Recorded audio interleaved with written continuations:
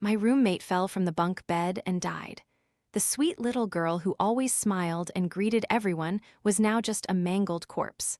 Her favorite white dress was torn beyond recognition, blood splattered all over the dormitory.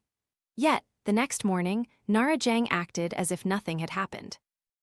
"Autumn D, are you going to class today? I'll save a seat for you." In my drowsy state, someone gently stroked my hair, whispering in my ear. I couldn't help but smile. Opening my eyes, I was met by a pair of lively dark eyes, arched eyebrows, and long, distinct lashes. Summer Chu, in her favorite white dress, was smiling softly, playing with my hair. "No, I'm not going." But the teasing I expected didn't come. I opened my eyes again. Summer Chu was still smiling, looking at me. I felt a pang of doubt, something about her seemed off. "What's wrong, Summer Chu?" She blinked. "Nothing." Summer Chu gently climbed down from the bed, quietly opened the door as she did every day, and headed alone towards the lecture hall. I glanced at the clock. 5:10 a.m. Why has Summer Chu been getting up so early lately? I looked out the door. The sky was still pitch black. Summer Chu's early departure today was unusually strange. Luna Peng's shrill voice rang in my ear. Who knows what she's getting up early for? "So noisy," I retorted. "If you can't sleep anymore, then get up." Luna Peng huffed angrily, falling silent. Before I moved into the dorm, these two had ganged up to bully the gentle Summer Chu. Summer Chu might have endured it, but I wouldn't. On my first day here, I taught them a lesson they'd never forget. By the way, I'm the top student in my department, president of the student council, and a 5-time national gold medalist in provincial startup projects. I'm also the vice captain of the school's taekwondo team. Dealing with these brats is as easy as flipping a hand. As sunlight filtered into the room, I woke up and got ready. I had to go to class today. I needed to find out what was going on with Summer Chu lately. Luna Peng and Wendy Dan were also awake, and we got ready in silence. As soon as I stepped out of the room, their whispers echoed behind me. I scoffed, too disdainful to care, and headed straight to look for Summer Chu. But I didn't find her in class, only her backpack left on her seat. Perhaps she went to the restroom, I thought. But even after the teacher started the lecture, she still didn't return. Texts and calls went unanswered. The teacher noted her tardiness and told me to call her back immediately. Recalling Summer Chu's recent strange behavior, an ominous premonition suddenly swelled in my heart. I stood up, under the gloating eyes of Luna Peng and Wendy Dan, and left the classroom. Suddenly, a scream echoed from the schoolyard. "Someone's dead at Bamboo Haven?" My heart clenched. Bamboo Haven was my dormitory. I quickly rushed downstairs. Amidst the crowd slowly gathering at Bamboo Haven, I started walking faster than ran. The faster I ran, the more ragged my breath became. Some people moved aside when they saw my ashen face. A few acquaintances ran anxiously behind me. "Autumn D, what's wrong?" I couldn't explain, nor did I know how to articulate my unease. At that moment, my mind was filled only with Summer Chu's eyes looking at me this morning, her grateful smile, a look of regret like a final farewell. I was a little confused, vaguely answering my friend's questions. By the time I pushed through to the Bamboo Haven gate, it was too late. The area was cordoned off with police tape. This was usually the police's domain, but at my school, it was used by the security team.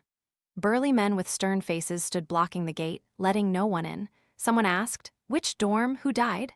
But no one answered. Security mechanically pushed people back, threatening violence against anyone who pressed forward. I watched a male student being grabbed by his collar, my breath growing shallow, my gaze fixed on the 10th floor of my dormitory. Looking up, there seemed to be a shadowy figure. "Go in," a voice suddenly boomed. I jumped, turning to see Yi Hyan, the captain of the school's taekwondo team. He pushed a security guard aside, opening a path for me. "Go in," he shouted. I didn't hesitate, rushing forward. A security guard cursed, trying to grab me, but I skillfully evaded him. The onlookers cheered, and someone shouted, "Block the security!" Behind me, chaos immediately erupted. I rushed into the elevator, pressed the 10th floor, and looked out the door. Yi Hyan, surrounded by security guards, looked at me and smiled. I mouthed, "Thank you." The elevator doors closed, heading straight up to the 10th floor. The pungent smell of blood assaulted my nose as the doors opened. My eyelids twitched. I tried desperately not to think of the worst. But when I saw a room at the end of the hallway, blood seeping out, my breath suddenly hitched and trembled. "Clean it up quickly," Such a bizarre death. Clearly fell from the bed, but why does it look like she jumped from the floor, completely disfigured? It's horrifying. The voices came from my dorm room. I stormed forward in anger. A man wearing glasses and a suit, holding his nose, stood at the door of my room. I angrily pushed him aside, but the scene before me immediately overwhelmed me. My legs turned to jelly, and I leaned against the doorframe, slowly sliding to the floor. A white dress stained with blood lay on the floor. The person inside was almost shapeless, her face and features indistinguishable, but the arched eyebrows, the wide, terrified dark eyes all proved this was Summer Chu. Trembling as I crawled closer, I suddenly saw something in Summer Chu's hand. I pulled it out. It was a meal card. I suddenly remembered that yesterday, during dinner, I had given her my meal card. This morning, I hadn't gone to class, and she was worried I wouldn't have a card at the cafeteria for lunch, so she had come back to give it to me.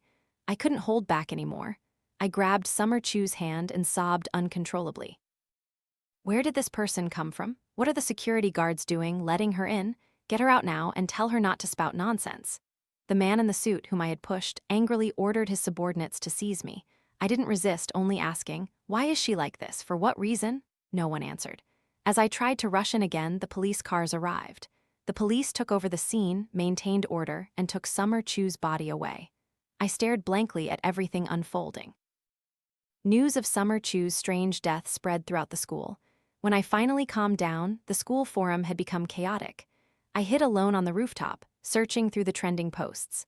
Summer Chu's death was too bizarre. I wanted to know what happened to her, why it happened. One post caught my attention. Heard that a female student fell from her bed in room 1027, Bamboo Haven, mashed up like she jumped from the 10th floor. Yeah, but the bed's only about a meter high. This sounds far-fetched. Autumn D witnessed it herself. They say she's still not calm. Autumn D? No, she's in room 1027 too. The dead person is her roommate. Exactly. I have even more shocking news. What? 2 years ago, a female student, also in room 1027, jumped from the building. My pupils constricted. The post exploded with countless people demanding details.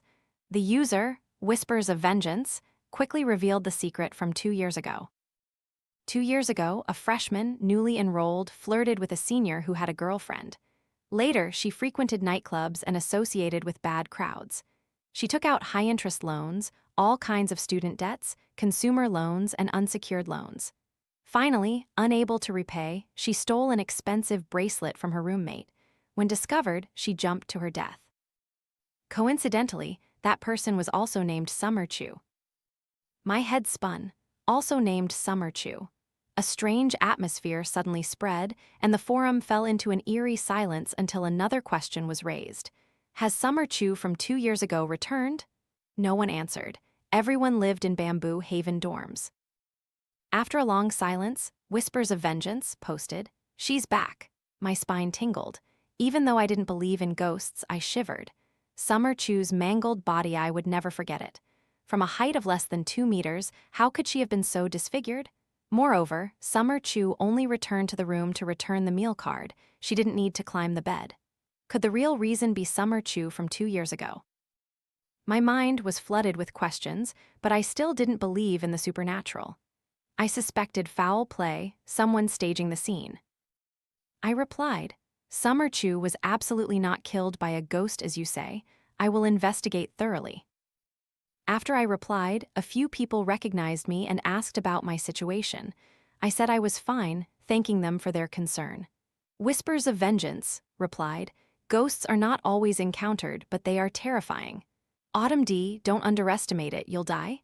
I didn't respond, unwilling to discuss ghosts. Turning off my phone, I was tormented by Summer Chu's fate.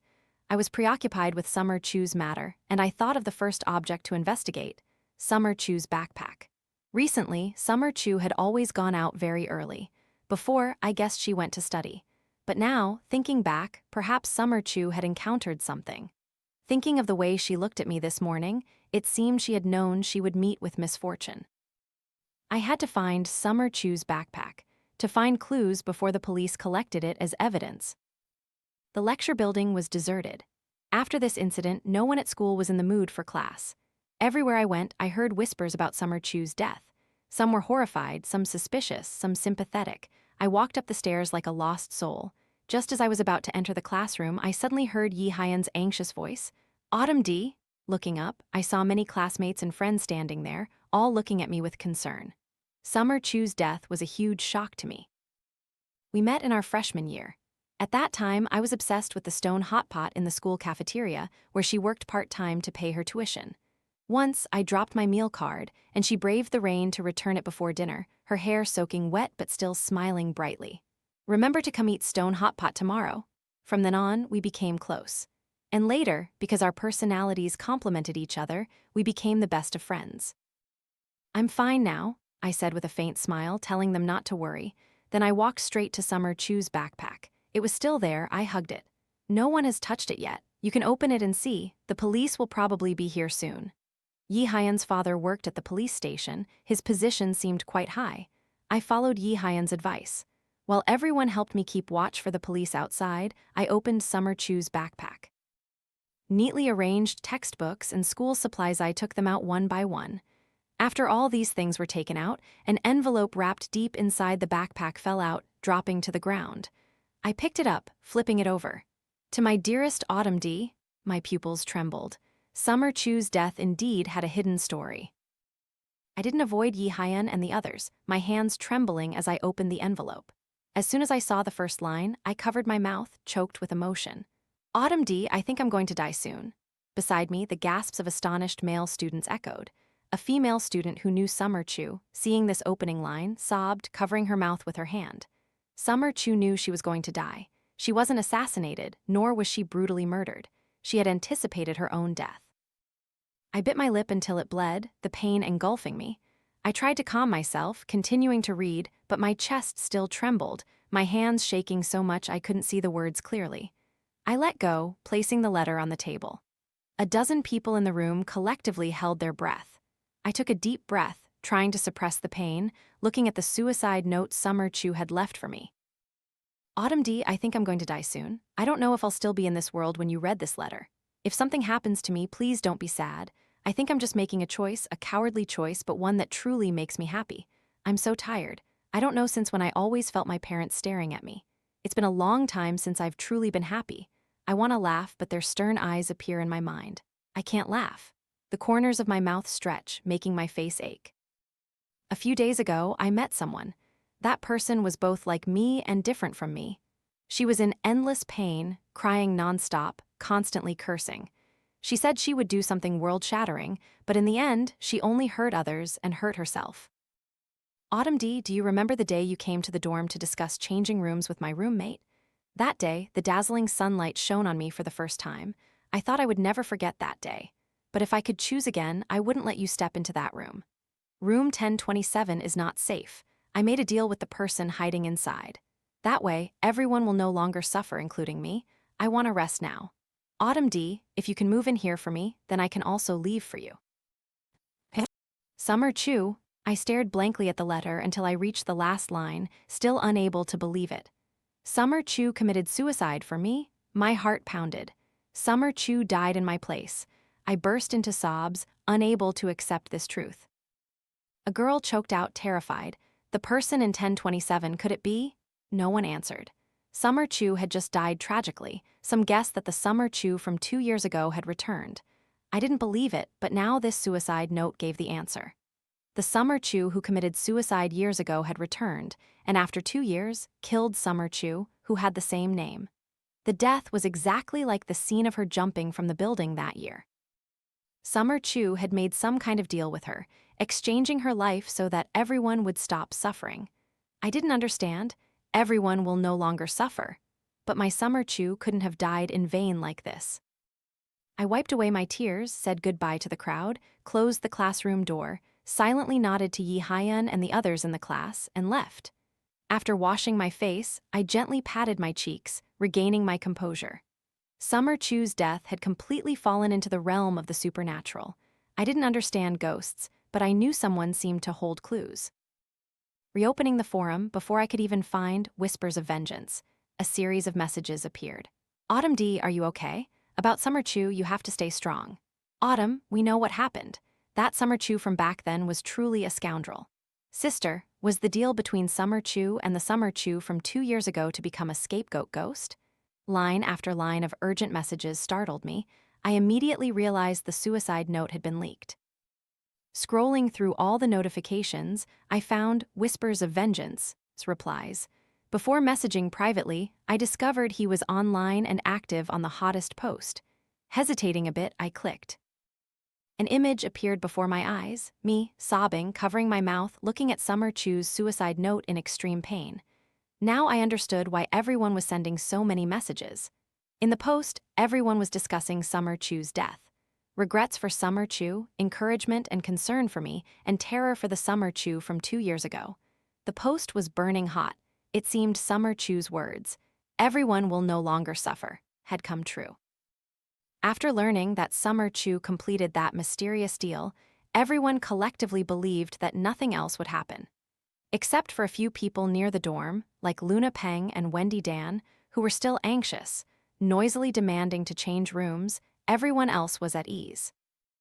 I scrolled past, not looking too much at everyone's personal feelings, and went straight to find Whispers of Vengeance's comments. Not just me, many people had tagged him, asking for an explanation about the deal.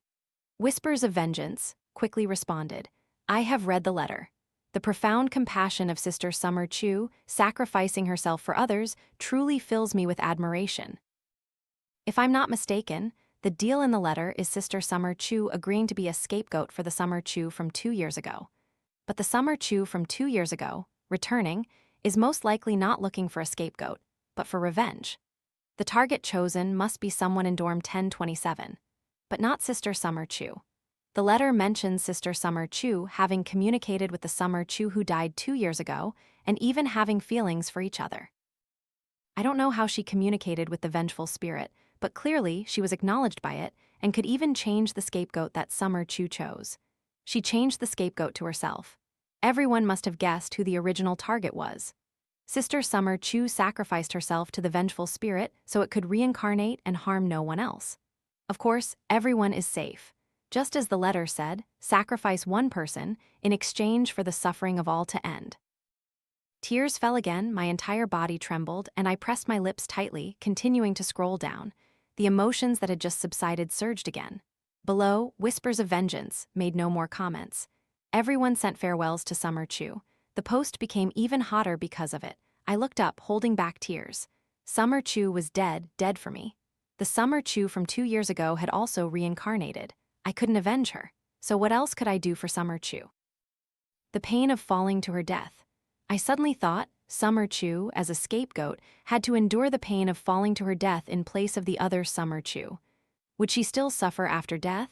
Suddenly sober, I quickly sought out Whispers of Vengeance to ask. Whispers of Vengeance replied quickly, "Let's meet tomorrow. I'm preparing ritual tools to help Sister Summer Chu reincarnate. I will definitely help with this." I immediately agreed. "Thank you. I'll find you tomorrow morning. Which dorm are you in?" Wendy Dan, a local, was loudly demanding to go home, pulling Luna Peng straight out. Just a moment later, both returned, faces furious. The school gates had been locked. The reason given was an epidemic temporarily prohibiting going out. I was a little suspicious because there was no epidemic at school. And when I looked at the forum again, it was locked. All posts had disappeared. The school has started to cordon off information. I sighed, not thinking much of it. After all, this was a common practice for universities. But in the middle of the night, I suddenly realized something unusual. The class group sent a notification from the Academic Affairs Office. All students are to attend class as normal tomorrow. Students are required to remind each other. Teachers will take attendance for all subjects. Being late, skipping class, or leaving early will result in deducted points and strict penalties.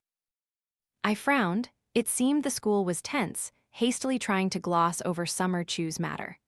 This morning, classes were postponed, awaiting further notice, then suddenly changed in the middle of the night. I woke up, no longer sleepy, but now felt an indescribable restlessness. I went out for a walk around the school. Tonight was as dark as ink. Shadows enveloped the lonely streetlights. I walked on the path, my heart turbulent, heavy with dread. Finally, I changed direction, heading towards Bamboo Haven. A cold wind whistled through the vents, making strange sounds, and the wind in the treetops made the shadows of leaves dance like ghosts. My back chilled, an unsettling feeling of being watched haunted me. But remembering the image of Summer Chu's tragic death this morning, my nose stung, and I continued towards Bamboo Haven. Below Bamboo Haven, the dormitory building was as black as a dark, deep abyss swallowing people. Looking up, I suddenly felt like I was looking at a living creature. It seemed to be coming alive, and then an intense fear washed over me, as if something was about to happen. At that very moment, a scream tore through the still night. All the motion sensor lights of Bamboo Haven lit up brightly. I jumped, looking up at the 10th floor. Room 1027. A faint, blurry figure appeared for a moment, then vanished. A crash, the sound of something heavy hitting the ground echoed. I recoiled in horror, then, remembering something, rushed into the building. Before I could go upstairs, a desperate scream came from above. Blood. I reached the 10th floor. The elevator doors opened, and the strong metallic smell of blood assaulted my nose. Blood was again spilling from 1027. My eyes immediately welled up. Summer Chu's death was betrayed by the other Summer Chu. I angrily rushed towards the dorm room. Summer Chu, why didn't you keep your promise? What do you think of my Summer Chu's death, huh? In that moment, fury surged within me.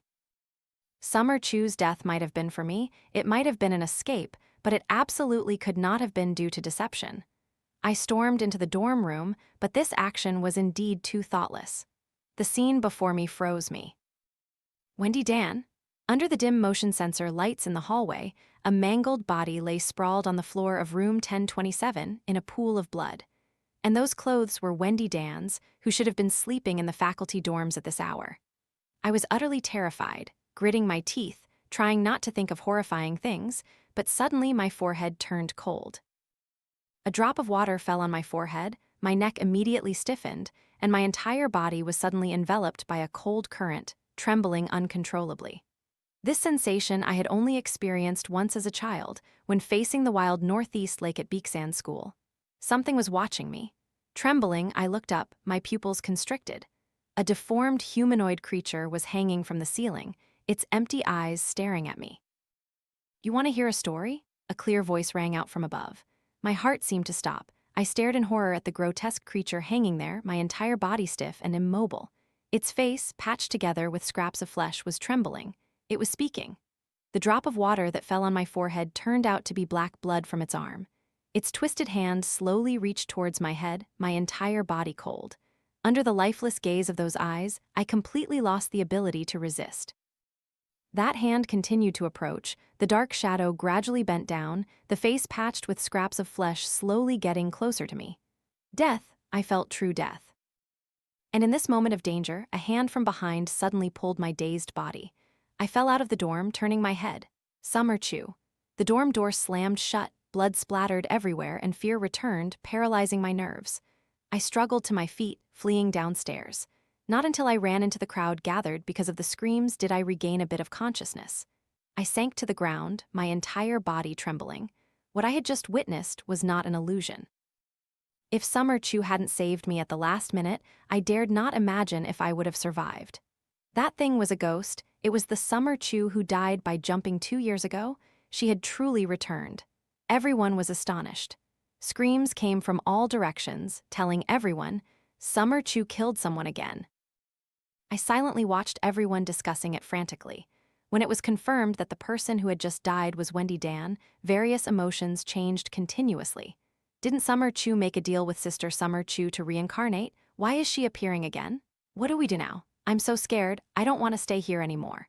Will Summer Chu harm us? Sobs and chaotic arguments made the atmosphere even more stifling. More and more people gathered. The dorms were unsafe. Everyone left their dorms and gathered here. Fear spread everywhere, and suddenly a voice rang out. Could it be Sister Summer Chu's ghost, who just died looking for a scapegoat? Everyone froze. I stood up intending to refute, but then heard someone refute on behalf of Summer Chu. It's not her. I saw Autumn D chase into 1027, scolding Summer Chu for not keeping her promise, and she was attacked by Summer Chu. It was someone in a white dress who saved Autumn D. I saw it was truly Sister Summer Chu. The crowd buzzed. Sister Summer Chu's ghost saved someone? Yes, she returned to save us. My heart sank. Gasps of astonishment echoed nonstop.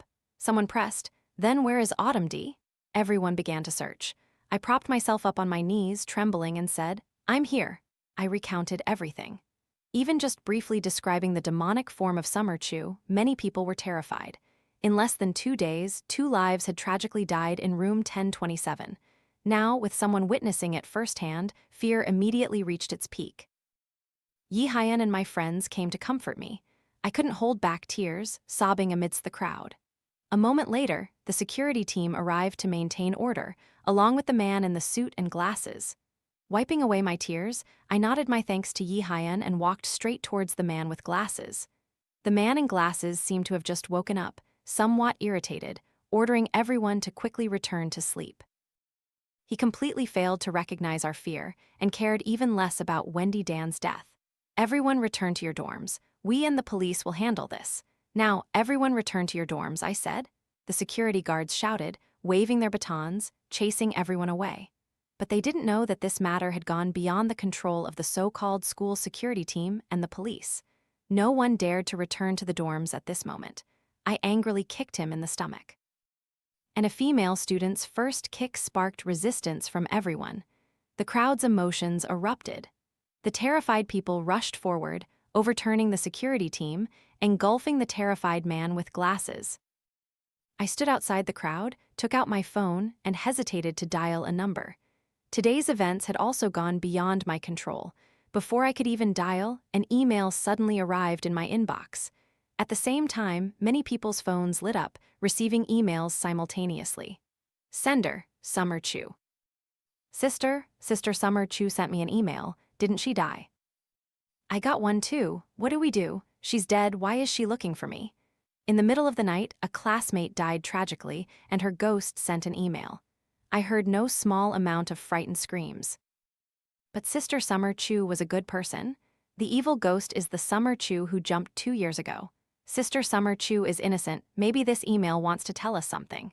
But this is an email from a ghost. What if she possesses us? I don't dare to open it. The crowd was chaotic. Some phones even dropped to the ground. The dim light of the screens made people scream, as if an evil spirit within wanted to devour them. I understood their fear, because I felt the same, only I wasn't afraid of Summer Chu. Reaching out to open the email, Yi Hyan suddenly grabbed my wrist tightly. I stared at him, stunned, as he snatched my phone, hastily locked the screen, and turned it off. And behind him, a thin man with sharp eyes stepped past him, clapped his hands loudly, and shouted, "Everyone, don't open the emails." The crowd jumped, looking at him and Yi Hyan in astonishment. The two, one dark, one pale, dressed in black and white. In this terrifying night, they looked like the black and white impermanents, staring at everyone. The air froze, all eyes fixed on them. Yi Hyan took a step back, pointing at the dark-skinned man and shouting, "This is Whispers of Vengeance from the forum." A murmur spread through the crowd. Whispers of Vengeance's posts had proven his knowledge of spirits and ghosts. Seeing him now, the crowd seemed to find a pillar of support in the terrifying night. I suddenly understood why Yi Hyan had invited him. If anyone could subdue Summer Chu and end the deadly events of 1027, it could only be him. Remembering his promise to help Summer Chu reincarnate, I eagerly asked, "Whispers of Vengeance, I am Autumn D. Is what you said about helping Summer Chu reincarnate true?" Whispers of Vengeance looked embarrassed, hesitating as he looked at me. My heart sank and I quickly asked, "Is there a problem? Is it because the Summer Chu from 2 years ago hasn't reincarnated?" Whispers of Vengeance nodded. Summer Chu's return this time is not to find a scapegoat, but for revenge. I was stunned. Revenge? But how could Summer Chu and Wendy Dan have any grudges? The crowd was bewildered. Whispers of Vengeance swallowed, his voice heavy. Before, I thought she committed suicide and came back to find a scapegoat, but in less than a day, she killed another person. This cannot be about finding a scapegoat. Killing 2 people consecutively in less than 24 hours, her resentment is extremely deep. It can't be suicide. She must have been murdered, died an unjust death, and became a vengeful spirit. Now the killer is still at large, and Summer Chu has turned into a vengeful spirit, returning for revenge. My entire body trembled. Assassination. Summer Chu was murdered. Everyone was terrified, unable to believe it. The lights in the distant Bamboo Haven district flickered on and off, and the dim light of the nearby streetlights did not provide any sense of security. Looking around, I felt Summer Chu hiding in the shadows, her empty eyes staring at us, and the flickering lights of the Bamboo Haven building blinked like human eyes, making the building seem alive. So what do? We didn't harm her. That's right, the person who harmed her wasn't us. Why is she looking for us? Or did the people in dorm 1027 harm her? I immediately retorted. When Summer Chu died, our entire dorm hadn't even enrolled yet. How could we have harmed her? Then why is she targeting people in your dorm to kill? I was angry. Whispers of vengeance raised a hand to stop me. Vengeful spirits are irrational. As long as there's a karmic connection, anyone can be harmed. 1027 was once Summer Chu's dorm and also where she was harmed. It's truly a haunted house. Everyone living there will be implicated. This is also why I stopped you from opening the emails. I don't know if the sender is Sister Summer Chu or the vengeful spirit Summer Chu. I was astonished. This email wasn't sent by Summer Chu. Whispers of vengeance shook his head. One eaten by a tiger becomes a tiger spirit. One killed by a ghost becomes a ghost slave. The vengeful spirit killed Sister Summer Chu, perhaps turning her into a ghost slave, hunting for the big tiger behind it. When you open the email, what you face might not be the gentle Summer Chu, but the evil spirit hiding behind her. Summer Chu will find you. My hair stood on end, my spine chilled. The others were already screaming hysterically. What do we do now? I accidentally opened the email. What should I do? Me too. Will Summer Chu notice me? Oh no, what do we do? Fear spread again. At this moment, the phone of a member of the school security team, who had been pushed around by the crowd, suddenly lit up. An email was also sent to his phone. Then, to all the security personnel, including the man with glasses, I heard their horrified screams. The very people who had tried to chase us back to the haunted dorm were now afraid. Hearing our words, the man with glasses appeared the most terrified. He trembled, throwing his phone to the ground, recalling the warnings from the faculty groups to us not to talk too much. Remembering the school's urgent midnight announcement, I initially thought they were just trying to minimize the impact of the murder case, but now, rethinking, they were trying to hide something. Thinking of the dead Summer Chu, I couldn't hold back anymore. I grabbed the phone the man with glasses had just thrown and hurled it straight at his face. 2 years ago, how exactly did Summer Chu die? Everyone was stunned. No one expected me to dare to do that. But then they understood, looking at me with suspicion. The man with glasses wailed, "No, it has nothing to do with me." "Then who does it concern?" I glared, shouting loudly. No, he became even more panicked. My intuition told me something was fishy. I moved my finger to the email icon, saying despite everything, "I'm in 1027.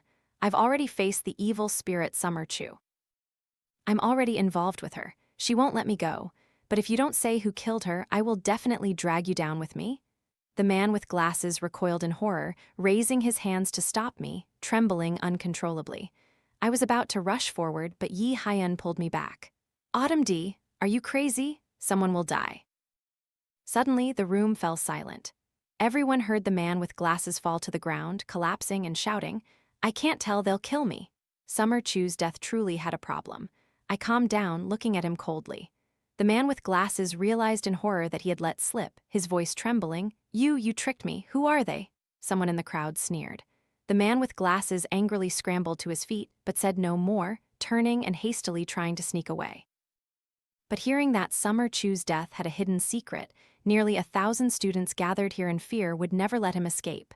Everyone blocked him. A tall, burly man angrily grabbed his suit lapel, furiously asking, "Who killed her? Who are they you're talking about?" The man with glasses struggled wildly. "What are you doing? This is illegal, you know. Don't you care about your attendance points anymore? Block me and you'll all be expelled." The crowd grew even angrier, especially those who had opened Summer Chu's email. Life and death were at stake. Who cared about threats? They surrounded the man with glasses, about to take action. Just then, a scene straight out of a cheap movie happened. The police arrived late. Everyone silently released the man. "What are you doing?" The police again took over the scene. The man with glasses, completely out of control, was also rescued by the police. However, countless people had already called the police, reporting that Summer Chu's suicide case was a murder. The only evidence was the ghost killing people in 1027 and our deductions. The police, of course, didn't believe it, stating insufficient evidence and refusing to open a case. And the deaths of Summer Chu and Wendy Dan, the police, had still not provided a clear explanation. not determining whether it was a murder case or not. I had anticipated this, but still felt a little disappointed. No one dared to return to the dorms. Under the command of an old police officer named Chen, everyone gathered in the lecture hall auditorium. People sat on the floor or huddled together, filling the room. I asked, whispers of vengeance, if Summer Chu could still be saved. Whispers of Vengeance, whose real name was Gong Hyanbin, a freshman in the archaeology department, said, Gong Hyanbin, if she has already become a ghost slave, then unless we can deal with the other Summer Chu, she cannot be freed. But I heard that when you encountered Summer Chu, Sister Summer Chu saved you? Yes. I quickly recounted the story. Gong Hyanbin's eyes lit up after hearing it. Then perhaps Sister Summer Chu hasn't become a ghost slave yet. Not a ghost slave. I suddenly understood. So if she hasn't become a ghost slave, is the email she sent us safe? Gong Hyanbin nodded. Yes, the email might truly be her warning. I sighed with relief. Sighs of relief also echoed around me. The email is okay, so even if we opened it, we won't be haunted. Everyone relaxed. Someone suggested, so should we look at the email? Let Autumn D look at it. Didn't she say she's already been noticed by Summer Chu? Let her look. I turned in the direction of the voice. Luna Peng's face was pale, as if she was utterly terrified. She and Wendy Dan were in the faculty dorms, yet Wendy Dan disappeared in the middle of the night and died tragically. Luna Peng had been completely unaware. At this moment, she was completely immersed in fear, on the verge of collapsing, her red eyes staring at me, shouting shrilly, Autumn D, she's involved with both Summer Chus. She should be the one to look. She should be forced to catch that ghost. I looked around. The eyes of the surrounding classmates seemed a little swayed. Many shared this thought. Yi Haiyan stood up. How about we let someone who has already opened the email look? They've already opened it anyway. Why like that? Arguments broke out. I only felt stifled, my heart a tangled mess, silent. The room fell silent. I took a deep breath. I've already opened it. Everyone, let's listen. The urgent matter now is how to deal with Summer Chu. I don't want anyone else to die. I spoke softly. I opened the email and read its contents aloud. Hello. Upon receiving this email, please do not be afraid. This is an agreement I made with a friend while I was alive. If after my death, someone dies tragically in dorm 1027 Bamboo Haven, she will send this email to everyone in the school. What I want to tell you may be a little frightening, but please believe it. Because this concerns 2 lives in 1027 and everyone else who may die tragically next, including you, who are in this school. A few days ago, I coincidentally met an older sister from a higher grade. She was gentle and calm, which made me extremely fond of her. I couldn't help but confide many past stories to her. She was very much like me, in a small place with a small, box-like family, burdened with expectations as vast as mountains. She worked hard part-time, trying to earn money to repay her parents, but it was just a drop in the ocean. What her family wanted was more or less than she imagined. One day, she was forced to return to her hometown for an arranged marriage. The boss had offered 100,000 yuan in bride price, wanting to buy a university student like her to bear children and continue the family line for his intellectually disabled son. She was very sad, of course, she didn't return, but that transaction was successful. She was sold, no longer having any connection to her family. After that, someone came looking for her, and terrible things happened. At that time, I didn't know the details. She only smiled sadly, saying her heart ached. I tried to hug her but couldn't. The harder I tried, I suddenly hit a railing and woke up startled. That's when I realized I was sleepwalking on the rooftop of the Bamboo Haven building. Panicked, I ran back to the dorm, only to see a strange girl sleeping on my bed. We looked at each other. I was stunned with fear, but her radiant smile suddenly calmed me. She disappeared like smoke, my blanket falling onto the bed from midair. I understood it was a ghost, the older sister from my dream. I buried this story in my heart, not telling Autumn D, but a few days later I dreamed of her again. Her smile was gone, her face terrifying. She painfully recounted what they did, tying her up, letting that intellectually disabled son violate her, taking photos to threaten her when she resisted. They slandered her reputation, making her a disgrace in the school. She wanted to report them, but the first police officers who arrived were their henchmen. She had to endure even greater humiliation. 2 years ago, on this very day, she ended her life. When they pursued her to room 1027, intending to humiliate her again, she resisted and was murdered. Her body was thrown from the building, and the police concluded suicide. It's a coincidence that I share the same name and surname as her. The people who harmed her, I only heard, were involved with the spirit bird bar outside the school. She said she would return today as a vengeful spirit for revenge. Everything would end in blood and the dissipation of her soul, and I don't want to see that. So, in my last days, I tried to salvage the situation. A coward like me knows I'm not a match for those evil people. I can't get justice for her. So I thought of a way to help her reincarnate before she turned into a vengeful spirit. But this letter proves I have failed. Autumn D always told me I was too weak and gentle. If I had dared to fight from the beginning, perhaps things would have been different. I only blame myself for choosing the easiest path, causing this situation. I can only provide this information. She has lost control. I hope you can stop her before she kills everyone. After I finished reading, the hall was silent for a long time. Summer Chu wants to kill everyone? A trembling voice rang out. No one answered. Many female students were already sobbing. The Summer Chu from the rumors, the promiscuous, despicable green tea girl, turned out to be a gentle, quiet person. Her death that year was filled with crime and injustice. Who killed her? Who sold her? Who violated her? How to stop her? Everyone was thinking about these questions, and I was completely lost. The wind tonight was very strong, especially after I finished reading Summer Chu's letter. The whistling wind became even more violent, hitting the windows of the lecture hall, making them shake violently, like a roaring beast charging in the darkness. A wave of unease suddenly swept over me. When the last cold gust of wind finally sneaked into the building, my breath quickened, my chest tightened, and the feeling of being watched reappeared. Summer Chu has arrived, someone screamed. Everyone hid in the center, away from the windows. Trembling sounds of fear continuously emanated from everyone's mouths. I know Summer Chu's letter, which I read, lured her here. I tried to calm down, but my chest still trembled violently. I looked at Gong Hyunbin. His face was pale, clearly knowing Summer Chu had arrived. He furiously shouted, "The injustice will be cleared. We will definitely vindicate you." The wind howled more fiercely, each gust like an icy blade scraping my spine, making my entire body cold and shaking like a leaf. A surge of ghostly wind from some hidden corner filled the hall, the temperature dropped suddenly, everyone felt her presence. I trembled, desperately trying to salvage. The spirit bird bar, the big boss, the intellectually disabled son, we have clues now, we will definitely catch him. Boom, boom, boom. Before I finished speaking, all the tightly closed windows of the hall suddenly flew open, the lights flickered off, and the entire space plunged into darkness. Listen to my story. A hoarse female voice echoed from everywhere. I fell to the ground in the darkness, the crowd screaming in chaos. A moment later, I suddenly heard Luna Peng's voice from above. She had been lifted into the air.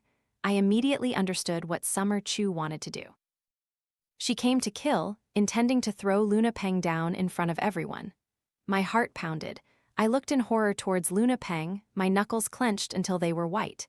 And just as Luna Peng's screams reached their peak, I couldn't hold back anymore, collapsing and shouting loudly towards her. "Seo Jin on." The whistling ghostly wind stopped, and a strange silence fell over the surroundings. "It's Seo Jin on of the Seo Group. He has a foolish son, and he's still running the spirit bird bar. He's the one who harmed her. It's Seo Jin on," I screamed with all my might, as if wanting to release all my emotions. I didn't want any more innocent people to die. I didn't want this to continue. And after the name Seo Jin on appeared, I clearly felt the sensation of being stalked. Something in the darkness was staring at me. I gasped in fear, trembling uncontrollably. I could feel Summer Chu's empty eyes, and I was completely unable to move, unable to resist. Did she experience this same terror and pain that year? Seconds passed. In that agonizing moment of waiting, a horrifying scream broke the atmosphere. Luna Peng fell to the ground with a thud. My mind went blank. Another person died. The hall was utterly silent. "Ah!" In the silence, a painful groan echoed and the lights flickered on. Luna Peng stood up, intact. Summer Chu had left. Luna Peng's face was pale, standing rooted to the spot in a daze. She had almost been crushed into a bloody mess. I stared at her blankly, the sounds of my classmates sobbing in my ears. And Wendy Dan had died tragically right before my eyes an hour ago. Yi Hyun placed a hand on my shoulder. I turned to look at him. He said to me very seriously, "Catch the killer who killed Summer Chu and everything will end." But I shook my head in panic, pushing his hand away, and walked off to one side. Behind me, someone asked why I knew Seo Jin-an had killed Summer Chu. I couldn't answer. Yi Hyan explained to that person on my behalf. Seo Jin-an is a well-known businessman in Ning City. He has an intellectually disabled son, his only child. Moreover, judging by the reaction of the vengeful spirit Summer Chu, Autumn D guessed correctly it is Seo Jin-an. We must bring him to justice so that those who harmed. I slowly walked away. Reaching a deserted place, I finally buried my head and cried. Some things only those behind the scenes understand, and what happened today only I knew why. I took out my phone, finally dialing the number I had wanted to call ever since Wendy Dan died. The phone rang for a long time, the other end picked up. Silence. My hands clenched until they were white. I choked out, "Celeste Chu, come back." Behind me, Yi Hyan and Gong Hyanbin approached. Hearing my words, a hint of gloom appeared on their faces. Everything has gone beyond our control. My tears fell nonstop.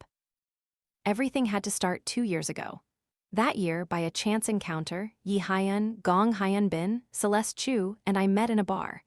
Before that year, Celeste Chu was not called Summer Chu. She had a name she was called since childhood, Celeste Yue. And that year, her older sister died far from home, a tragic death. According to her hometown customs, those who died unexpectedly could not be buried in the ancestral graves. They had to be wrapped in a straw mat and thrown into a ravine, otherwise it would bring misfortune to the family. Celeste Chu that year, meaning Celeste Yue, disagreed. She was actually always a frighteningly stubborn girl. She never gave in, even threatening with her own death. Finally, her parents relented. Her older sister was buried in the ancestral graves under the name Celeste Yue. Celeste Yue changed her own name to Summer Chu, using her own funeral to bury her sister. But this was not the end. Celeste Yue had noticed irregularities in her sister's death. She taught herself forensic examination on her sister's body, discovering many wounds. Then, she began to investigate alone, wanting to uncover the truth about her sister's death. That day at the Spirit Bird Bar, I saw her dressed exactly like her sister, in a pure white cotton dress like a lost lamb in a den of depravity. Soon, men noticed her. Seeing her drunk and being dragged away, we chased after them. But we witnessed her smash a bottle over a man's head and kick him in the groin, demanding to know the cause of death in a dark alley. From then on, we became acquainted and learned her story. Remembering Yi Hyan's father was a police officer, we gradually uncovered Seo Jin-an's network, the man who had bought her sister. But without solid evidence, the powerful Seo Group was deeply entrenched, and we dared not utter a word. At an impasse, Celeste Yue proposed a crazy plan: fake her own death. Use a corpse and props to recreate the scene of Summer Chu falling from the building in room 1027, borrowing the name of a vengeful spirit to threaten the entire school, forcing everyone to find the truth. This plan had been nurtured for 2 years. On enrollment day, Summer Chu, meaning Celeste Yue, was assigned to the exact bed her sister had slept in years ago. When Spirit Bird Bar employees brazenly entered Bamboo Haven dorms, teasing Celeste Yue as if it were a joke, we understood that this school was also involved in Summer Chu's death. Fortunately, Celeste Yue's family information was all fake. No one knew she was the victim's sister. That day, indignation led us into this endless battle. Over the past 2 years, Celeste Yue had always played the role of her sister, hoping that when the final plan launched, it could make everyone remember Summer Chu. As for me, a key figure in the plan, I had staged a coincidental meeting with Celeste Yue that everyone knew about a year ago, gradually moving into dorm 1027 naturally. When Celeste Yue began waking up early, the plan officially began. We bought Summer Chu's body, using a garbage truck to bring it into the school and hide it in the abandoned basement of Bamboo Haven. Celeste Yue woke up early every morning to prepare blood plasma, personally applying makeup to the corpse. By yesterday morning, she whispered by my bed, "The first act is about to begin."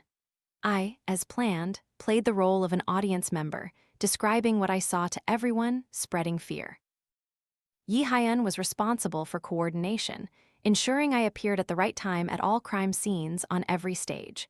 Bringing me into Bamboo Haven, leading friends to find me, taking photos of me crying before Summer Chu's suicide note, bringing whispers of vengeance. At night those were all his tasks. Gong Hyanbin, whispers of vengeance. was responsible for public opinion, leading everyone to connect the chain of events to Summer Chu's death. All of us succeeded in the first step, leading to the second step. Tonight, my visit to Bamboo Haven was actually step 2. According to the plan, I should have left blood in 1027, pretending to be taken by Summer Chu, causing the evil spirit to reappear. Next was the time to push public opinion. Gong Hyunbin, according to the plan, would announce that Summer Chu's death contained an injustice, and he did. Because I wasn't taken when I appeared among the crowd, he and Yi Hyun truly didn't know that Summer Chu had truly returned, completely unaware that Wendy Dan had actually died. According to the plan, after I died, Yi Hyun, who loved me since university, would avenge me. His disappearance, harmed by the evil spirit, was step 3. This would push fear to its peak. Finally, whispers of vengeance, the active exorcist, would also disappear. That would be the final step, causing the suppressed fear to explode. It's just that everything became meaningless when Summer Chu truly returned. Everything spiraled out of control. Summer Chu, she really came. I don't know if our plan awakened her, but now many people are on the verge of life and death because of us. I can't let this continue. Celeste Yue, come back. I want her to come back. Summer Chu has begun her rampage. Terror has spread throughout the school. The only thing we can do now is complete the final step of the plan that had succeeded before. To make the real killer pay for their crimes. In this process, those of us living in dorm 1027 must find a way to survive. But the phone was silent for a long time. I only received a cold reminder from Celeste Yue. Autumn D, leave the school. The phone went dead. I was stunned. Suddenly, I remembered Celeste Yue's strange smile this morning. I shivered with fear. Autumn D, what's wrong? Yi Hyun noticed my unusual behavior, looking over tensely. I stared blankly at the two people in front of me, still bearing traces of fear, clenching my hands so tightly that my nails dug deep into my flesh. A vague feeling welled up in my heart, intensifying my guilt towards both of them. Yi Hyun and Gong Hyunbin knew Celeste Yue because of me. Their involvement in this plan was also because I was the first to decide to participate. Their current plight with the supernatural, the accumulating fear, could all be said to be my doing. And Wendy Dan, the only one who died tragically so far, I wondered if it was also because our plan lured Summer Chu, causing her to lose her life. My palms ached. My mood at this moment was extremely chaotic, but more than anything, there was a stack of unanswered questions. Celeste Yue didn't choose to cooperate with us. Instead, she told everyone to leave the school. I didn't understand what else she wanted to do. Summer Chu's appearance had frightened everyone. The entire school was trembling under her deadly threat. Now, everyone wanted to catch Seo Jin on and end this nightmare. This situation had far exceeded the effectiveness we had hoped to achieve in the plan. What else did Celeste Yue want to do? Why didn't she meet us? I pondered, searching for an answer. But suddenly, my pupils constricted. I remembered something. In the middle of the night, I left the faculty dorms. I went to dorm 1027. Wendy Dan died tragically there. When the sound came, at that time, I didn't think anyone had actually died. I thought Celeste Yue had a new plan. I hurried upstairs and rushed into 1027 just to continue the performance of being the first witness at the scene of a ghost murder. I just didn't expect to see that scene. Summer Chu had killed Wendy Dan, creating a real ghost murder scene. And at that time, Celeste Yue, who should have been hiding in the basement of Bamboo Haven, was also there. At that moment, she saved me, but after fleeing in panic, I didn't see where she had gone. At that time, I thought she had escaped back to the basement, but now, thinking calmly, how could she have left the 10th floor so quickly? Dorm 1027 was at the end of the hallway. She wanted to go downstairs. She couldn't have disappeared so quickly before my eyes. So where did Celeste Yue go then? I swallowed with difficulty. The answer was already forming in my mind. The empty hallway. Celeste Yue had nowhere to hide but 1027. Celeste Yue went into the dorm to meet Summer Chu. At that time, the slamming door I heard was Celeste Yue pulling me out and then going inside. And what happened when they met? Yi Hyun, you guys leave the school. No way, Gong Hyunbin narrowed his eyes. Autumn D, do you know something? Where did Celeste Yue go? Both of them were my closest friends, years of friendship, not outsiders. I collapsed, recounting my deduction to them. And when they heard that Celeste Yue and Summer Chu might have met, both were a little surprised. Yi Hyun's eyes suddenly lit up. Celeste Yue didn't negotiate with her sister, did she? Then Summer Chu won't casually kill people anymore. She actually came to the hall just to scare us. She didn't kill anyone earlier, did she? No, Gong Hyunbin shook his head. Evil spirits are different from vengeful spirits. They have lost their minds, their actions driven entirely by obsession. They won't stop until death. Summer Chu won't stop. Then he added, to do my job as an exorcist properly, I've researched a lot, consulted with many Taoist priests. Evil spirits are completely irrational. They are defiled things controlled by obsession, impossible to coexist with, impossible to dialogue with, let alone Summer Chu, who is so vicious. I understood his meaning. You mean Celeste Yue didn't enter the dorm? Very likely. If she had entered then? Gong Hyunbin shook his head. My heart pounded. What then? Gong Hyunbin looked at me with a strange gaze. Then the one you spoke to on the phone was a ghost. Impossible. I couldn't believe it. Gong Hyunbin, as if he had anticipated my reaction, sighed and continued, still the same saying, spirits are not always present, but spirits are to be revered. This is my deepest realization after 2 years of studying spiritualism.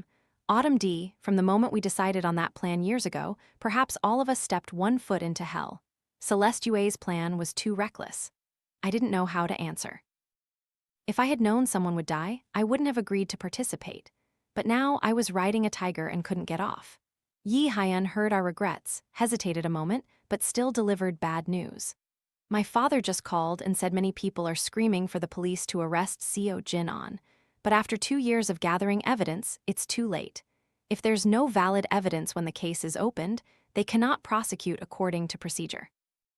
Gong Hyunbin and I froze simultaneously, then continue the plan. After a long while, I looked at the two of them with red eyes. A crazy idea flashed through my mind. Celeste Yue isn't returning. Could it be because she knows that even then, Seo Jin-on can't be caught? Then I will continue the plan until Seo Jin-on is caught, completely ending this nightmare. Hyunbin said Summer Chu has lost her mind. Only when Seo Jin-on is caught can her obsession be resolved, and she will stop killing. But currently, the police lack evidence, cannot open a case, and cannot arrest him for now. But Summer Chu will not wait. Summer Chu's killing spree will begin from 10:27. Before she acts again, I will find a way to stop her. I have a plan, but I need your help. I must complete the plan before dark and try to save the next victim. I don't know how long passed. The long night finally ended. In that terrifying night, countless people couldn't sleep. Not only in the school, but also countless staff and leaders of public security agencies. In one day, 2 people died tragically in the same bizarre way, in the same place. Waves of bewildered public opinion flooded social media. Ning City was no longer peaceful as Summer Chu, the university student who jumped to her death 2 years ago, reappeared before the world in a horrific form. Countless accusations poured into Ning City's Seo Group, accusing Seo Jin-on of human trafficking, violating and killing Summer Chu, then fabricating the scene. Public opinion surged like a tidal wave. The police department was in chaos, headache-ridden for not finding solid evidence. The Seo Group urgently denied the rumors, and a strong team of lawyers protested illegal investigations, hindering evidence collection. Originally vague clues now became even more awkward. On one side was public pressure, on the other, legal frameworks. Pressure weighed heavily on the police department, and in the shadows, phone calls clearly implied that social stability was essential. But solving the case could not rely on ghosts. The influence must be quickly eliminated. And at this very moment, a phone call came to police officer Chen's personal phone. Hello, this is Chen Hugi. Hello, I'm Autumn D, a student at Ocean University. I have clues about Summer Chu's jump. May I bother you for 5 minutes?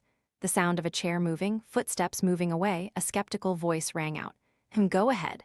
I took a deep breath. 2 years ago, after Summer Chu died, her body was hastily transported home. Upon arrival, her younger sister, Celeste Yue, discovered numerous wounds all over her sister's body, and from then on, paid attention to the group of people who hastily brought the body back. This group consisted of thugs from the Spirit Bird Bar, including Li Di, Ha Guyun, Ma Hisu, and Wang. The leader was named Kevin Seo, Seo Jin-on's nephew, who held 13% of Spirit Bird Bar's shares. Seo Jin-on held 51%. He habitually managed the bar, was lustful and greedy, and ran a high-interest loan company at the school. It's also rumored he engaged in forced prostitution. Many female students at Ocean University were harmed. His main henchman was Seo Jin-on's son, Seo Hyung, who has congenital intellectual disability.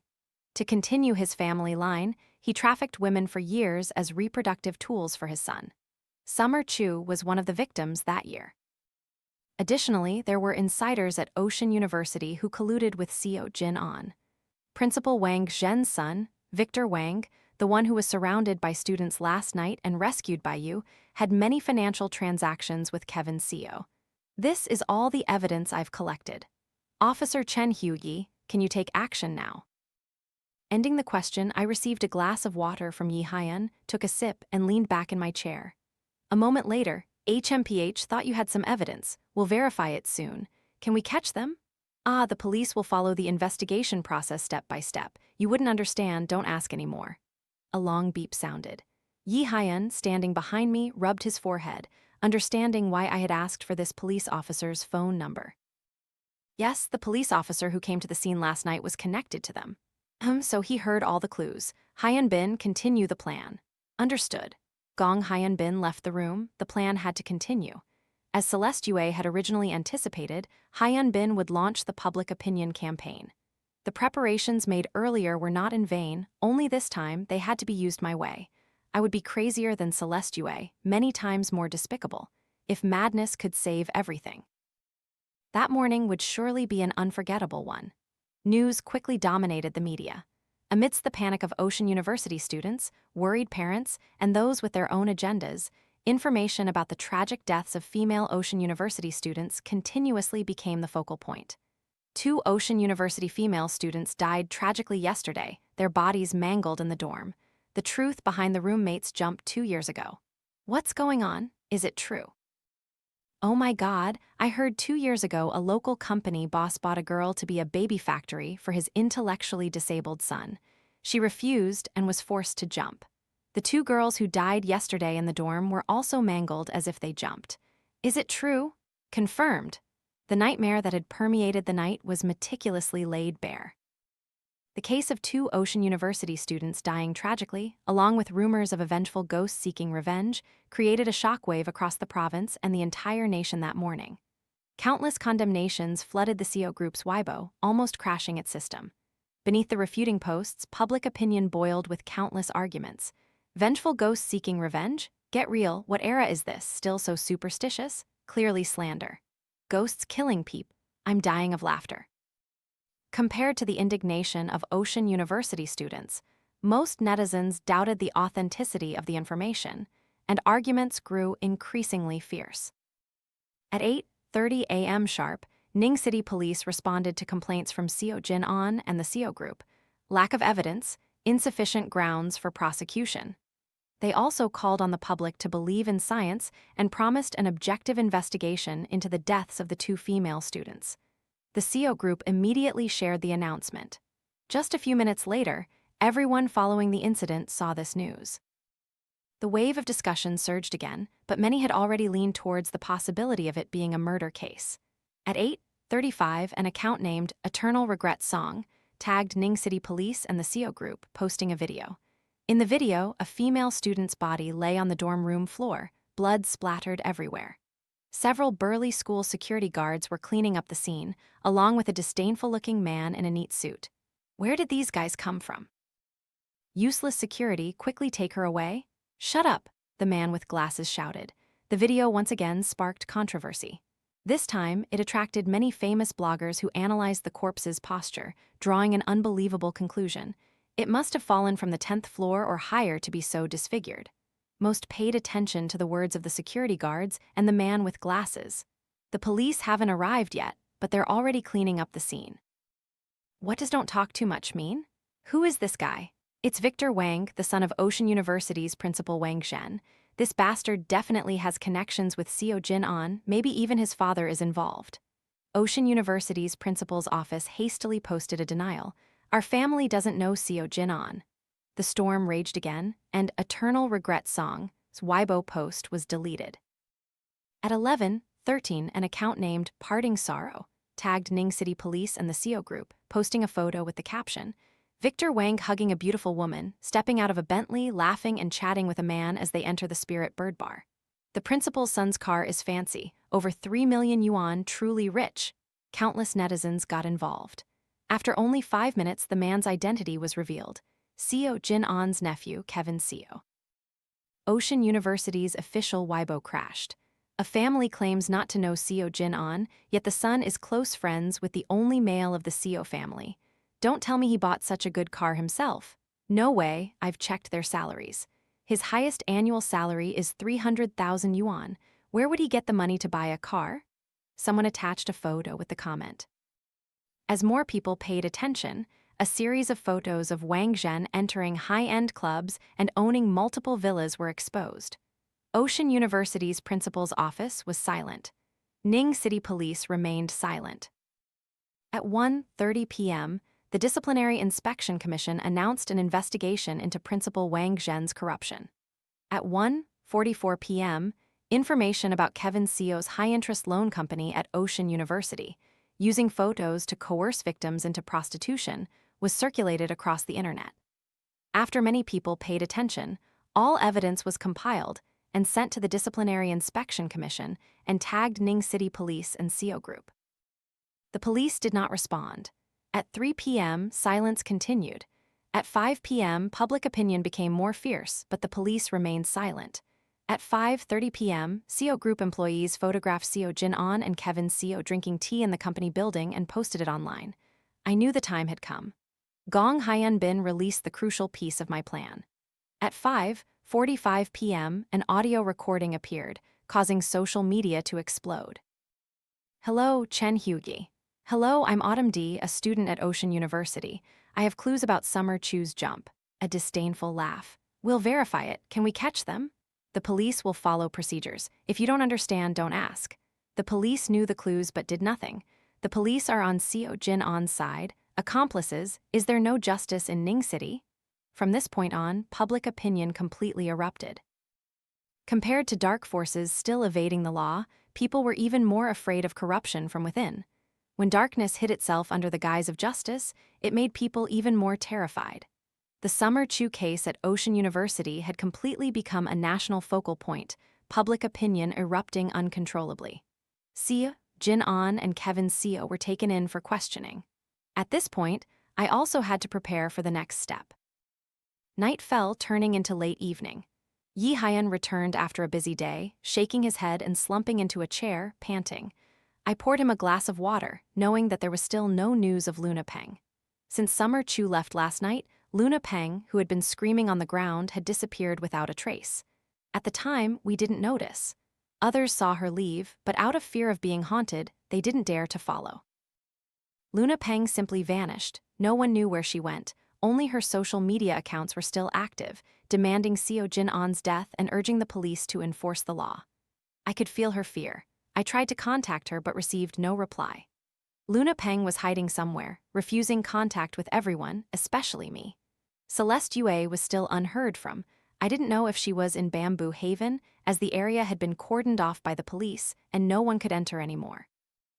And tonight, I didn't know if Summer Chu would kill again. After persuading Yi Hyun to leave, I waited alone in the school's broadcast room for the possible appearance of Summer Chu. My way of dealing with her was just a news report in my hand. Seo Group's Seo Jin-on taken in for questioning by police. This was the result of a day of my efforts. Last night, I could use Seo Jin-on's name to stop Summer Chu once. Tonight, I would try to rely on this news to survive. I just didn't expect that in the middle of the night I would receive bad news. Luna Peng was dead. Fleeing back to her hometown, Luna Peng hid in a rice field, falling to her death on the soft rice seedlings.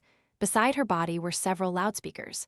When she was discovered, the news of Seo Jin-on being taken in for questioning was still playing repeatedly. Her eyes were wide with resentment, blood splattered on the speakers. The phone in my hand dropped. Could I be next?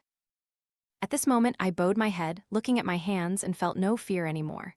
Things had escalated to this point. Luna Peng, Wendy Dan, 2 tragic deaths. My hands were already stained with blood. Outside, because of my intentional actions, the police department had lost credibility, and the law was doubted. Countless people were in panic and trouble because of my plan, but I still couldn't save Luna Peng. Seo Jin-on was also only cooperating with the investigation. Summer Chu's killing spree continued. I had done nothing. Perhaps you've been thinking about it the wrong way. Gong Hyanbin's voice suddenly came. I started, looking up to see him and Yi Hyan standing at the door. Look at this. Gong Hyanbin handed me his phone. Breaking news. Facing suspicion, Seo Jin-an announces he will stay one night at Ocean University's Bamboo Haven dorm to expose the superstitious hoax. This news was from half an hour ago, when Luna Peng was still alive. And now, the police had agreed. Seo Jin-an and Kevin Seo had arrived at the school. My hands clenched again. Below Bamboo Haven, I saw Seo Group's entourage looking tense. Seo Jin-an, Kevin Seo, along with bodyguards, reporters, and parents and teachers from Ocean University. Looking at Kevin Seo's anxiety and Seo Jin-an's forced calm, I guessed they had just learned of Luna Peng's death. Now they were in a dilemma, daring neither to go upstairs nor to leave. Because I had reported the police, my identity was revealed. I immediately rushed forward, shouting, "Superstition, you say? Why don't you dare to go up now?" I pushed into the crowd. Everyone knew I was the one who provided information to help catch the culprits. They parted to either side. Led by me, the questions from the crowd made the two Seo family members' faces change color. But it still wasn't enough. Seo Jin-an's face was as black as ink as he got into the car. The engine roared, intending to flee. Thinking of the two deaths that had occurred, I risked my life, standing in front of the car. Someone came to pull me away. In a panic, I suddenly screamed, "Summer Chu!" The entire scene fell silent. The night wind rustled through the treetops. I clearly saw the bodyguard who was about to grab me trembling. "Crazy, she's crazy, let's go!" Shouts rang out from inside the car. Those people pulled me away. Just then, all the streetlights suddenly flickered off. Darkness instantly enveloped us. Summer Chu has truly returned. Horrified screams rang out everywhere. People panicked and scattered. The driver abandoned the father and son and fled. In just a moment, only I, Gong Hyanbin, and the two people in the car remained. A grotesque groan echoed. I recoiled in horror. Gong Hyanbin held the prepared exorcism talisman. The two of us huddled together. I trembled, shouting, "Summer Chu, vengeance has its target, debts have their owners. Seo Jin-an and Kevin Seo are in that car. You go take your revenge, don't kill innocent people anymore." The wailing grew even more mournful, like a ghost's cry. I heard terrified screams from inside the car. It seemed the car doors wouldn't open. Suddenly remembering something, I shouted, "Seo Jin-an, confess your crimes. Be judged by the law or by ghosts, you choose." Seo Jin-an said, a hoax, I don't believe in ghosts in this world. Are you trying to trick me? No way." His voice trembled, but he tried to sound firm, fumbling with his phone. Kevin Seo, however, was not so resolute. After the ghost's wail sounded again, he completely collapsed. "I did wrong. Seo Jin-an ordered me. He used 100,000 to buy that girl so his son could violate her. He even recorded videos. I have a backup on my computer. He also told me to open the bar, lend high-interest loans to trick those foolish women. I have all the evidence." Kevin Seo collapsed, confessing all his crimes. Hearing his confession, I didn't dare to hesitate, rushing forward, opening the back car door and pulling Kevin Seo out. "Summer Chu has seen you. She remembers your face now. Even if you run to the ends of the earth, she won't let you go. You will surely die. Only by turning yourself in first, clearing Summer Chu's name, can her resentment dissipate and you can survive, understand?" I spoke tensely to Kevin Seo. Seo Jin-an's face was ashen, pointing at Kevin Seo in disbelief. Suddenly, a chilling gust of wind blew and my entire body trembled. "Run!" I pushed Kevin Seo. Kevin Seo screamed, running frantically towards the school gate. Gong Hyanbin quickly followed to collect evidence. Seo Jin-an glared at me, his voice hoarse with fear. "What was that just now?" I knew he had felt it. Looking at him coldly, I said, "Summer Chu has arrived." Then I stepped back. No longer seeing Seo Jin-an's situation, but I knew Summer Chu had arrived there. All around was silence, only Seo Jin-an's anxious voice. At that very moment, the sound suddenly disappeared. I took a cold breath, slowly backing away. The darkness before me was like thick ink, still and unmoving, yet it felt like it was moving. Looking up at Bamboo Haven dorm, I again felt it coming alive. A desperate scream echoed from the car, then quickly died out. Suddenly, the first-floor lights of Bamboo Haven came on, then spread to floors 2, 3, 4, 5, 6, 7, 8, 9, 10. Something was going upstairs. The entire dorm building lit up in a terrifying way. I saw a dark figure moving very quickly on the 10th floor, finally stopping at room 1027. the lights flickered off, and the entire dorm building plunged into darkness, like a dark abyss waiting to swallow living beings. I suddenly remembered that on the night Wendy Dan died, Bamboo Haven also showed the exact same scene. Summer Chu wants to kill again. But this time, what I heard was not the sound of something falling, desperate pleas, or horrifying screams. It was a mournful sound, like someone enduring inhuman torture. Until a loud thud echoed. Seo had confessed his crimes and accepted his punishment. We recorded his testimony during his breakdown, gathering enough evidence. From then on, the dark force led by Seo Jin-on within the Seo Group was completely eradicated, all criminals caught in the net. The reason I could predict and prepare the voice recorder was because the scene where I rushed out to block the car and called Summer Chu was originally just a play. We continued Celeste Yue's plan, using pre-prepared sounds to control the streetlights to scare Seo Jin-on and Seo. But when Summer Chu truly appeared, bringing with her an icy aura, the rest could only be left to her. Except for Seo. Every second I wanted to end this nightmare, wanted the entire Seo family to pay for the crimes they had committed. But what I wanted even more was to clear Summer Chu's name, to resolve all the injustices. So I released Seo, turning him into a witness. When everything was over, I searched the entire school for Celeste Yue, wanting to tell her that the plan had succeeded, that we used her method to overthrow the Seo Group and stop Summer Chu. But Celeste Yue seemed to have evaporated without a trace. One day, I received news that a female body had been discovered in the garden below Bamboo Haven. Panicked, I rushed over, only to find it was the corpse we had bought. Standing frozen, memories flooded back, and I suddenly understood that everything in Celeste Yue's letter was true. Celeste Yue's perspective asterisk. Today is my first day of college. I'm about to enter the university where my sister once studied. Looking at the gates of Ocean University before me, an indescribable feeling welled up in my heart. What should I do next? I thought about that question, and as usual, my mind offered only one answer: revenge. I clearly felt I had lost interest in everything else. Only the desire for revenge remained in my heart, so focused it bordered on obsession. Avenge my sister had become a sickness of the heart, or rather, an unshakable obsession. I mimicked my sister's demeanor, displaying a gentle smile, and calmly walked into the school where she had once endured humiliation and died. Unexpectedly, I was assigned to her exact dorm room, lying on the very bed she once slept on. On the very first day, people came looking for me. Several flamboyantly dressed individuals with loose gestures entered the room shoulder to shoulder. They looked at me provocatively, asking if I had a boyfriend, why my name was Summer Chu. One even tried to molest me right there in front of everyone. I endured it patiently. I waited until more people gathered, then I saw them leave. I recognized all of them. They were Seo's henchmen from the Spirit Bird Bar. All were involved in my sister's death. I quietly packed my belongings. The next plan was crystal clear in my mind. Overthrowing this massive Seo group would not be easy. I needed to execute it step by step, learning as I went.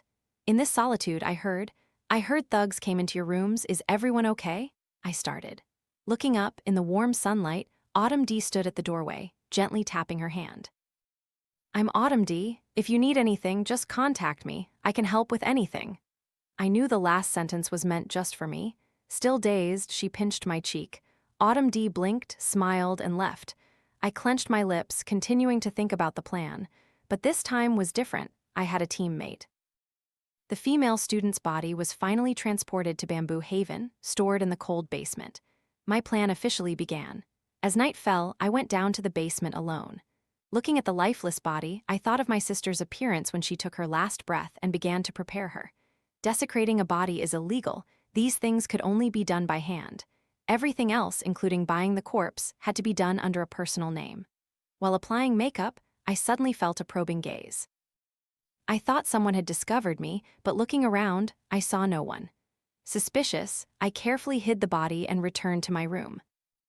As soon as I dozed off, I noticed something unusual. I dreamed of a person in my sleep. A vague, familiar feeling returned. Waking up, I suddenly realized it was my sister.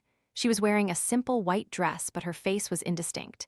I didn't know if it was because my will for revenge was too strong, gnawing at me day and night, but a sudden joy welled up in my heart. I got up and went down to the basement again, looking at the body once more. The feeling of being watched returned. Sister is watching me. Sister is witnessing me avenge myself. My heart pounded. I continued to adorn the body. The image of my sister's tragic death appeared vividly. Each stroke seemed to be divinely assisted. The makeup work was planned for 3 days, but it was completed in just 1 day. I stared blankly at the woman's body, which I had finished making up. For a fleeting moment, I felt as if I saw my sister from that day reappear. I was overjoyed, but I didn't tell Autumn D about this. In the following days, every morning I went to apply makeup to the deceased. In truth, I had no more place to fix, but I still persistently came here as a sacred ritual performed in the darkest moment before dawn. My dreams of my sister became clearer and clearer each night.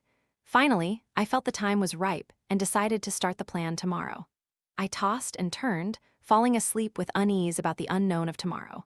But tonight, the image of my sister in my dreams suddenly changed strangely. This time, she appeared full of indignation, brimming with hatred towards the Seo Group. She frantically told me, "I want to kill all the people from the Seo Group." Through her words, I understood that she would turn into a vengeful spirit and return to 1027. And the main reason was because the Summer Chu in dorm 1027 had performed that strange ritual. I will begin the massacre from room 1027. Hearing this, I completely collapsed. I didn't want to drag innocent people into the cycle of revenge, and even less did I want Autumn D to be in danger because of me. I desperately tried to dissuade her, but she had now lost all reason. In that moment of despair, I suddenly remembered what Hyun Bin had said about a scapegoat ghost for reincarnation. I risked my life, embracing my sister, my eyes red, hoping my death could resolve the resentment and save everything. My sister and I made that deal. Dawn broke. I stood by Autumn D's bed after a sleepless night. I smiled, stroking her hair, silently bidding her a final farewell. I still went to class. In that solitary moment before death, my heart suddenly felt light. Perhaps I had been burdened by hatred all along. I tore up all previous preparations, writing a real suicide note. 1027 is not safe. I made a deal with her there. That way, everyone will stop suffering, including me. I want to rest now, Autumn D. If you can move into the dorm for me, then I will leave for you. My classmates flocked into the classroom. Looking at their cheerful innocence, I suddenly yearned for it deeply. I should have been like that too. I left my backpack in the corner of the classroom as if I had left Celeste Yue there. As for me, Summer Chu, I will die in room 1027.